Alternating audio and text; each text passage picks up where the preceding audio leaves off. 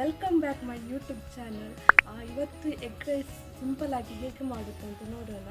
Without wasting time get ready to. ಮೊದಲಿಗೆ ನಾನು PAN ತೆಗೆದುಕೊಂಡಿದ್ದೇನೆ. ಅದಕ್ಕೆ ಮೊದಲಿಗೆ ಬೆಣ್ಣೆ ಹಾಕ್ತಿದ್ದೇನೆ. ನೀವು ಎಣ್ಣೆ ಕೂಡ ಹಾಕ್ಬೋದು.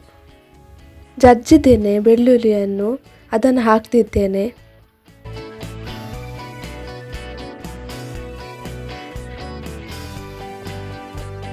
ನಂತರ ಈರುಳ್ಳಿ ಗೋಲ್ಡನ್ ಕಲರ್ ಬರಬೇಕು.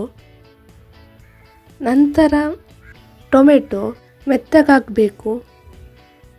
ಟೊಮೆಟೊ ಎಲ್ಲ ಹಾಕಿ ಮೆತ್ತಗಾದ್ಮೇಲೆ ಹುಡಿಗಳು ಹಾಕಬೇಕು.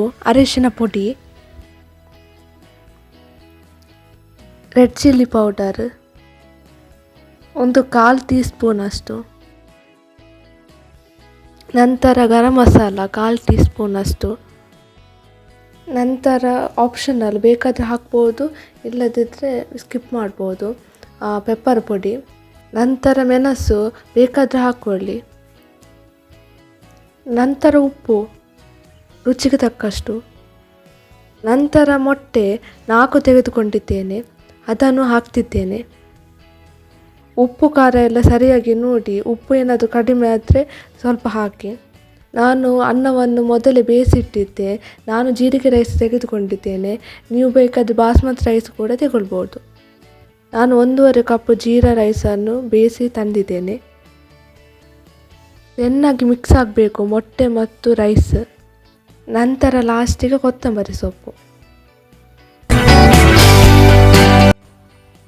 ಉಪ್ಪು ಎಲ್ಲ ಕರೆಕ್ಟಾಗಿ ಅಷ್ಟೇ. ಇವತ್ತಿನ ರೆಸಿಪಿ ಎಗ್ ರೈಸ್ ಎಷ್ಟು ಈಸಿಯಾಗಿ ಮಾಡ್ಬೋದು. ಸಿಂಪಲ್ ಇಂಗ್ರೀಡಿಯೆಂಟ್ಸ್ ಯೂಸ್ ಮಾಡಿದ್ದಾರೆ. ನೀವು ಬೇಕಾದರೆ ಸೋಯಾ ಸಾಸ್ ಕೂಡ ಯೂಸ್ ಮಾಡ್ಬೋದು. ನಾನು ಯೂಸ್ ಮಾಡಲಿಲ್ಲ, ಬೇಕಾದರೆ ಯೂಸ್ ಮಾಡಿ, ಚೆನ್ನಾಗಿರ್ತದೆ.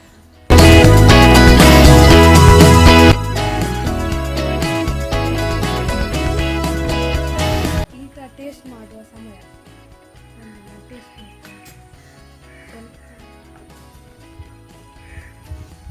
ಹೇಗೆ ಬಂದಿದೆ ಅಂತ.